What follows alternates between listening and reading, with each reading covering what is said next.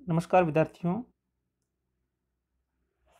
पिछले वीडियो के अंतर्गत हमने जलवायुवीय कारकों के अंतर्गत तापमान के बारे में अध्ययन किया था। इस वीडियो के अंतर्गत हम जलवायुवीय कारकों के अंतर्गत प्रकाश के बारे में अध्ययन करेंगे।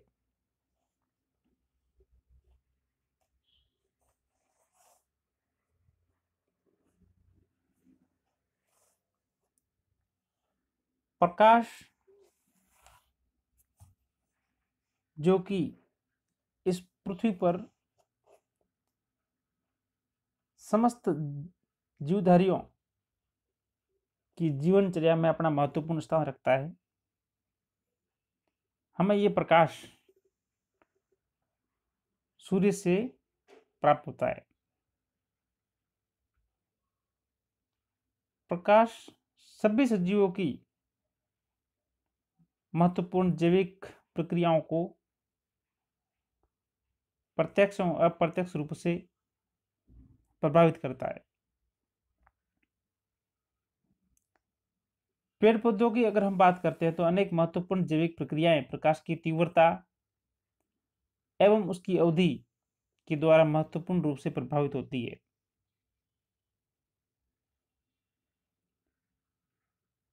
इस पृथ्वी पर जो प्रकाश का स्रोत है वो सूर्य है और सूर्य के अंदर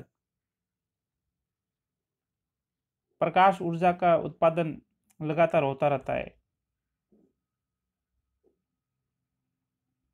यह ऊर्जा उत्पादन सूर्य में उपस्थित हाइड्रोजन अणु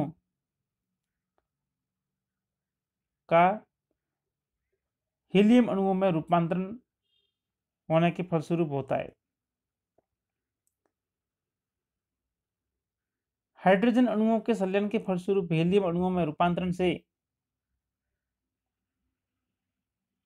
द्रव्यमान क्षति जो होती है वो ऊर्जा में परिवर्तित होती है और यह ऊर्जा विद्युत चुंबकीय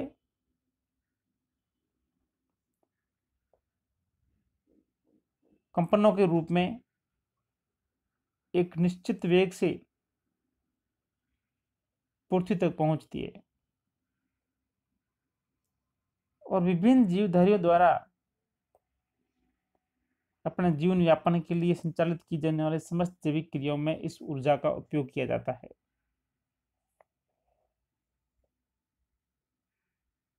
पृथ्वी पर पहुंचने वाले सूर्य की विकिरणों की कुल मात्रा का लगभग 42% मात्रा वायुमंडल के द्वारा परावर्तित कर दी जाती है और इसमें से 33% प्रकाश विकिरण बादलों एवं शेष 9% मात्रा धूल कणों के द्वारा परावर्तित कर दी जाती है। इसके साथ ही 10% और विकिरणों का अवशोषण ओजोन परत के द्वारा होता है। इस प्रकार से हम देखते हैं कि सूर्य से आने वाले प्रकाश की कुल मात्रा का 48% हिस्सा ही पृथ्वी तक पहुंचता है और इसका भी अधिकांश भाग धरातल के द्वारा परावर्तित कर दिया जाता है।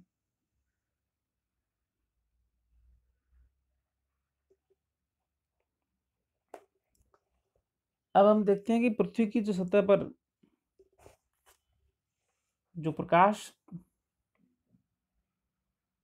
पहुंचता है वह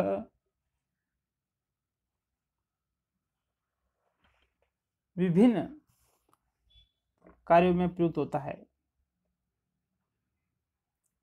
विभिन्न कार्यों में प्रयुक्त होने की जो प्रवृत्ति होती है वो उसके अंदर पाई जाने वाली उसकी आवृत्ति और तरंगदैर्घ्य पर निर्भर करता है।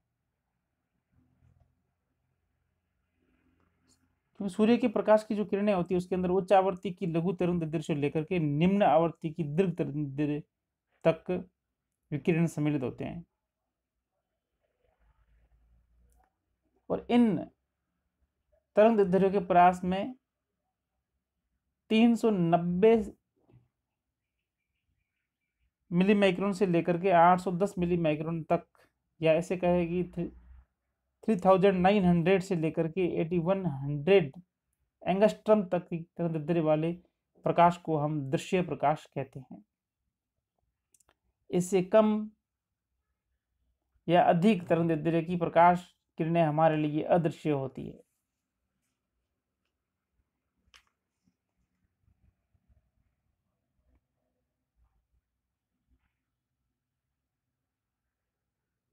थ्री 3900 एंगस्ट्रॉम से कम तरंगदैर्ध्य वाली किरणों को हम पराबैंगनी किरणें, और 8100 एंगस्ट्रॉम से अधिक तरंगदैर्ध्य वाली किरणों को हम अवरक्त किरणें या इंफ्रारेड किरणें कहते हैं। सपोषी पौधों में सर्वाधिक प्रकाश संश्लेषण की जो प्रक्रिया संपन्न होती है वो इसी प्रकाश के वर्णक्रम के अंतर्गत दृश्य क्षेत्र के नीले एवं लाल प्रकाश में सबसे अधिक संपन्न होती है। अब हम देखते हैं कि प्रकाश जो तीव्रता है उस तीव्रता के आधार पर हम पादपों को वर्गीकृत करते हैं। प्रकाश की तीव्रता के आधार पर जो पादप वर्गीकरण किया गया वो उनके पाए जाने वाले उनकी स्थिति के आधार पर धरातल पर सबसे पहले है छायातापी, जिसे हम सियोफाइट्स कहते हैं। यह पौधे छाया वाले स्थानों पर उगना पसंद करते हैं, यानी यह है जो तेज रोशनी के अंदर नहीं उगते। दूसरे होते हैं सूर्यतापी। ये वे पौधे हैं जो तेज रोशनी के अंदर या तेज प्रकाश के अंदर है जो उगते हैं।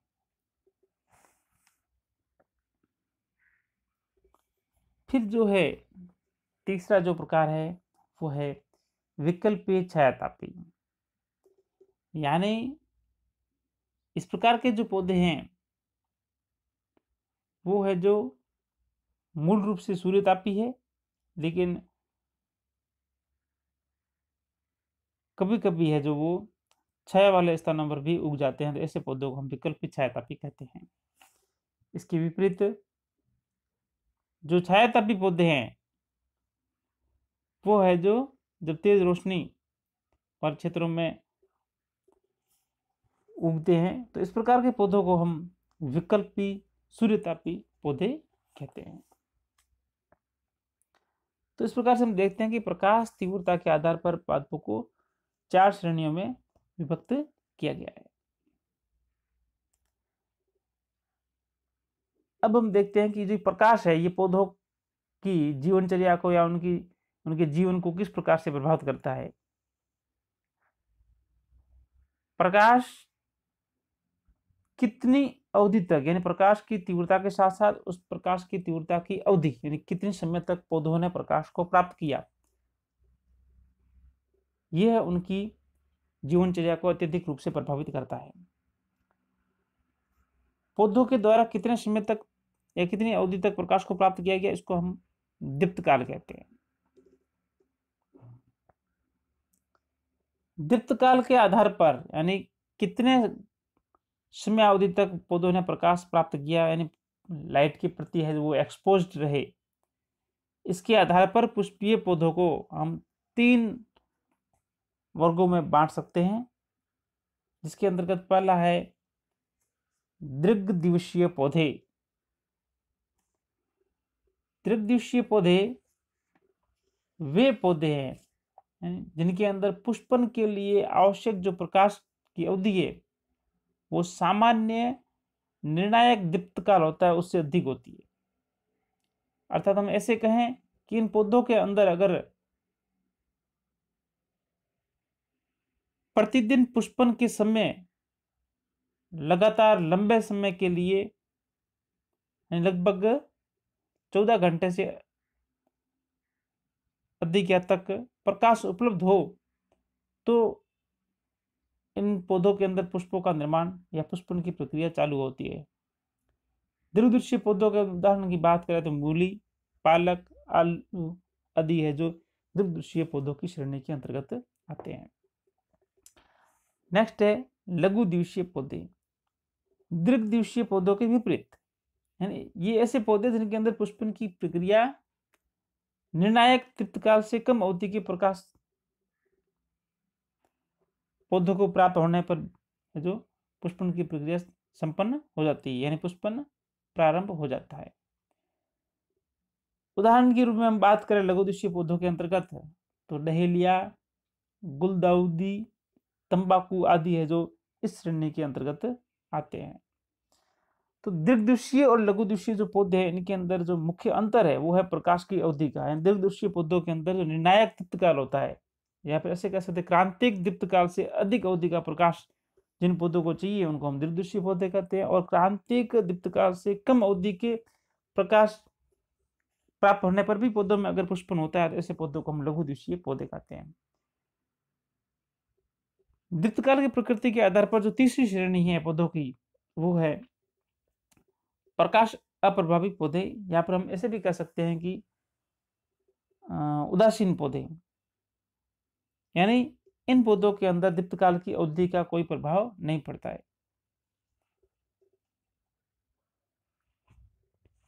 इस प्रकार के जो पौधे हैं उन्हें उदासीन पौधे कहें या प्रकाश अप्रभावी पौधे कहते हैं। इसके अंतर्गत हमें बैंगन, टमाटर आदि प्रकार की जो सब्जियां वाली फसलें हैं वो देखने को मिलती है। अब हम देखते हैं कि पौधों के लिए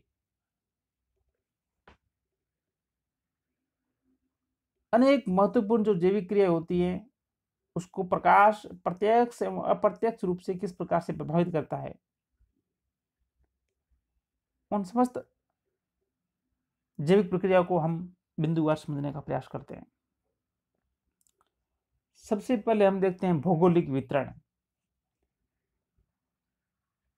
पृथ्वी के इस विस्तृत भूभाग पर प्रकाश की तीव्रता और अवधि अलग अलग होती है। ये तीव्रता और अवधि प्रकाश की भूमध्य रेखा पर सर्वाधिक होती है। इसके बाद में भूमध्य रेखा से दोनों तरफ, यानी आप उत्तरी ध्रुव की ओर या दक्षिण ध्रुव की ओर बढ़ते हैं तो प्रकाश की तीव्रता में धीरे धीरे कमी आती है, और ध्रुवों की तरफ, यानी ध्रुवों पर प्रकाश की तीव्रता सबसे कम होती है। प्रकाश की तीव्रता में भूमध्य रेखा से ध्रुवों की तरफ जाने पर जो तीव्रता में कमी आती है, ये प्रकाश की तीव्रता में कमी पादप जातियों के भौगोलिक वितरण को भी सर्वाधिक प्रभावित करता है। भूमध्य रेखा पर प्रकाश की तीव्रता अधिक और अधिक समयावधि के कारण इन क्षेत्रों में हमें उष्णकटिबंधीय वनस्पति देखने को मिलती है, जो कि शीतोष्ण एवं ध्रुवीय प्रदेशों की तुलना में पूरी तरह से अलग प्रकार की होती है। साथ ही साथ भूमध्य रेखा के आसपास के क्षेत्रों में तापक्रम परिवर्तन अत्यधिक देखा जाता है, जबकि ध्रुवीय प्रदेशों में तापक्रम में परिवर्तन इतना अधिक देखने को नहीं मिलता है। नेक्स्ट है प्रकाश का वाष्पोत्सर्जन क्रिया पर प्रभाव। प्रकाश की तीव्रता एवं गुणवत्ता दोनों पहलू पौधों के अंदर होने वाली वाष्पोत्सर्जन क्रिया को अत्यधिक ढंग से प्रभावित करती है। पौधों के अंदर प्रकाश को ग्रहण करने का जो अंग होता है पत्तियां होती है, और जिसके फलस्वरूप पत्तियों के तापमान में वृद्धि होती है। पत्तियों के तापमान में वृद्धि होने पर वाष्पोत्सर्जन की दर बढ़ जाती है।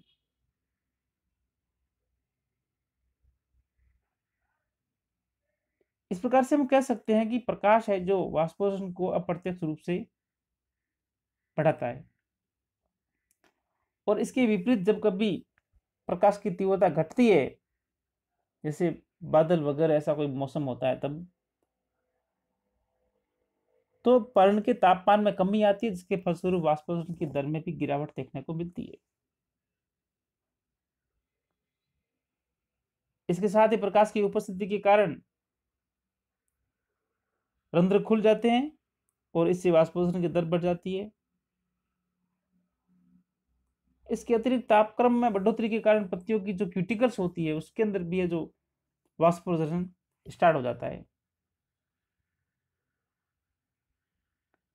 इन तमाम प्रक्रियाओं के फलस्वरूप पौधे के अंदर एक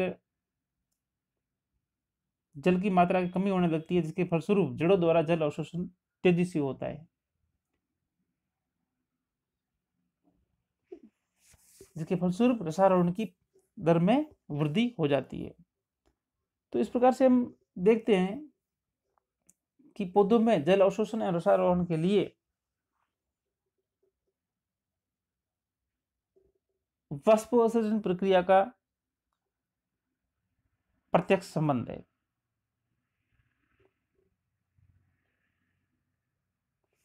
क्योंकि कई कार्यकी वैज्ञानिकों द्वारा फिजियोलॉजिस्ट के द्वारा पौधों में वाष्पोत्सर्जन एवं जल अवशोषण की दर के बीच में प्रत्यक्ष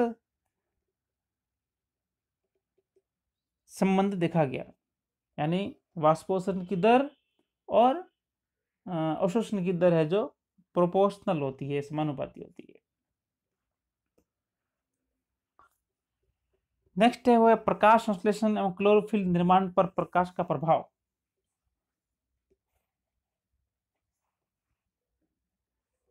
प्रकाश की उपस्थिति में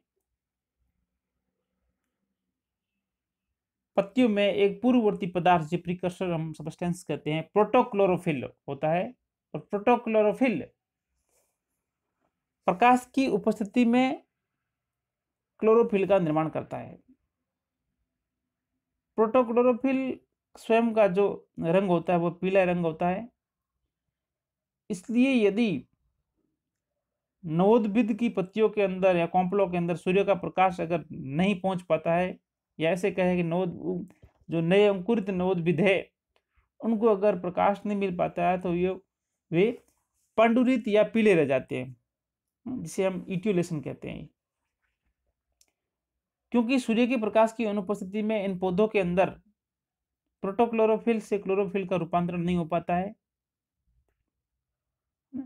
तो ऐसे पौधों को हम पांडुरित, और इस घटना को हम पांडुरितता कहते हैं।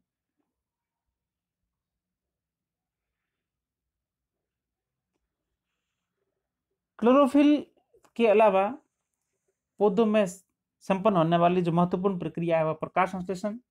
तो प्रकाश संश्लेषण की क्रिया बिना प्रकाश के या प्रकाश की अनुपस्थिति में संभव नहीं हो सकती है, क्योंकि प्रकाश संश्लेषण अभिक्रिया के अंतर्गत जो प्रकाशीय अभिक्रिया होती है, उस प्रकाशीय अभिक्रिया के अंदर जो महत्वपूर्ण घटना होती है वो होती है फोटोफॉस्फोराइलेशन। और फोटोफॉस्फोराइलेशन में प्रकाश की उपस्थिति एवं गुणवत्ता का विशेष योगदान होता है। फोटोफॉस्फोराइलेशन के अंदर ही जल का प्रकाशिक अपघटन एवं प्रकाश संश्लेषण के अंदर प्रयुक्त करने वाली अपचनकारी शक्ति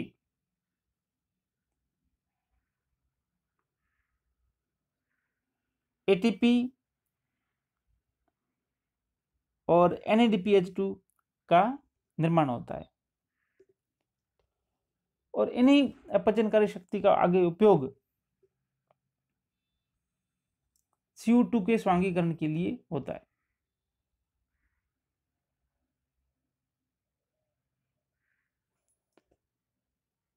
नेक्स्ट हम देखते हैं पत्तियों के अंदर उपस्थित रंध्रों का खुलना और बंद होना। पौधों के अंदर जो पत्तियों में पाए जाने वाले रंध्र होते हैं जिनके द्वारा गैसों का आदान प्रदान होता है, वह प्रकाश की उपस्थिति में खुलते हैं, तो रात्रि के समय अर्थात प्रकाश की अनुपस्थिति में बंद हो जाते हैं। इस प्रकार से हम देखते हैं कि प्रकाश की उपलब्धता के अनुसार पर्णरंध्रों का खुलना एवं बंद होने से पौधों के अंदर वाष्पोत्सर्जन एवं प्रकाश संश्लेषण की क्रियाएं प्रत्यक्ष रूप से और अप्रत्यक्ष रूप से प्रभावित होती है। श्वसन क्रिया पर प्रभाव। अप्रत्यक्ष रूप से अगर हम देखें तो प्रकाश की उपस्थिति सभी जीवधारियों के अंदर श्वसन की क्रिया को प्रभावित करती है, जिसके अंतर्गत हम पेड़ पौधे और जंतु सभी सम्मिलित हैं। क्योंकि प्रकाश की उपस्थिति में कोशिकाओं में उपस्थित जो रेस्पिरेटरी सबस्ट्रेट होते हैं, श्वसनीय क्रियाधार, उन पदार्थों की मात्रा बढ़ जाती है, जिसके फलस्वरूप श्वसन क्रिया तेजी से होने लगती है। पादप की वृद्धि पर प्रभाव, प्रकाश की उपस्थिति में हम सभी जानते हैं कि प्लांट्स फोटोसिंथेसिस करते हैं, इसके द्वारा पौधों में भोज्य पदार्थों का निर्माण होता है, और जितना अधिक मात्रा में प्रकाश संश्लेषण होगा उतनी अधिक मात्रा में भोज्य पदार्थों का निर्माण होगा, और भोज्य पदार्थों का अधिक मात्रा में उपलब्धता होने पर पौधों के अंदर उच्चतम वृद्धि देखने को मिलती है। तो इस प्रकार से हम कह सकते हैं कि प्रकाश की जो उपस्थिति है वो अप्रत्यक्ष रूप से पादपों की वृद्धि को प्रभावित करती है।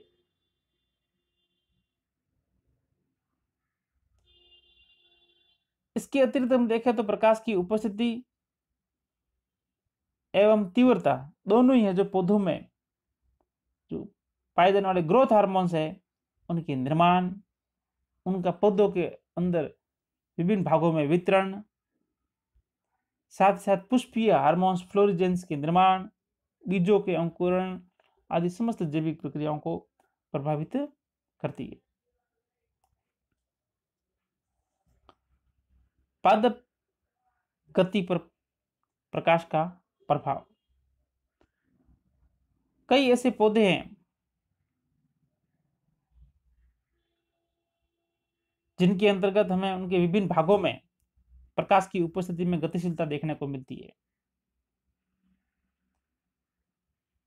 जैसे हम बात करें तो पौधों में जो प्रवाह की वृद्धि होती है वो सदैव प्रकाश की ओर एवं जड़ की वृद्धि होती है वो प्रकाश से विपरीत दिशा की ओर होती है। तो पौधों में वृद्धि जो प्रकाश के द्वारा प्रेरित होती है, प्रकाश की ओर होती है, प्रकाश की दिशा की ओर, इस प्रकार की वृद्धि को हम बोलते हैं प्रकाशानुवर्तन। इसके अलावा कई लेग्यूमिनेसी कुल के जो पौधे होते हैं उनके अंदर हम देखते हैं कि दिन के समय पत्तियां खुल जाती है और रात्रि के समय पत्तियां हैं जो प्रकाश की अनुपस्थिति में सिमट जाती है। कई जो पुष्प होते हैं वो दिन के समय खिलते हैं और रात्रि में बंद हो जाते हैं, यानी पुष्पीय कलिका का खिलना और उसके बाद में उसकी जो विभिन्न उसकी पंखुड़ियां हैं, दल पुंज वगैरह इनका बंद होना आदि सभी प्रकाश प्रभावित घटनाएं हैं। इसके अलावा कई जो है जो कैक्टस की जो जातियां हैं उनके अंदर है जो पुष्प केवल रात में यथा प्रकाश की अनुपस्थिति में ही खिलते हैं।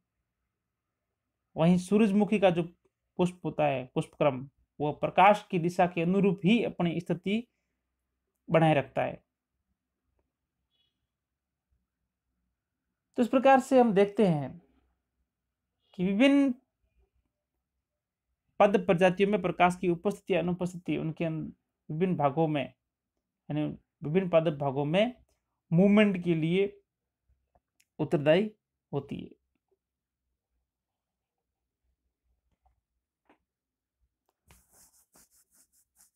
नेक्स्ट और अंतिम जो प्रक्रिया है वो है पौधों की बाह्य आकारिकी एवं आंतरिक संरचना पर प्रभाव। हम सभी जानते हैं कि किसी भी क्षेत्र में उगने वाले पेड़ पौधों की बाह्य एवं आंतरिक संरचना उन पौधों को प्राप्त होने वाले प्रकाश की मात्रा एवं गुणवत्ता से प्रभावित होती है। पौधों को प्राप्त होने वाली प्रकाश की मात्रा सर्वप्रथम इन पौधों की पत्तियों की संरचना एवं कार्य प्रणाली को प्रभावित करती है। द्विबीजपत्री जो पौधे होते हैं उनके अंदर पृष्ठधारी पत्तियां होती है और इनके अंतर्गत ऊपरी एवं निचली सतह का विभेदन है जो हमें स्पष्ट रूप से देखने को मिलता है। इनकी ऊपरी सतह पर सूर्य का प्रकाश अधिक और निचली सतह पर कम मात्रा में प्राप्त होता है। अतः इस प्रकार की पर्ण के अंदर आंतरिक संरचना हम देखें तो पर्ण मध्य तक दो प्रकार में की कोशिकाओं में विभेद होता है। ऊपरी सतह की तरफ हमें खंभ तक देखने को मिलते हैं, वहीं निचली सतह की तरफ हमें स्पंजी मड्डू तक देखने को मिलते हैं।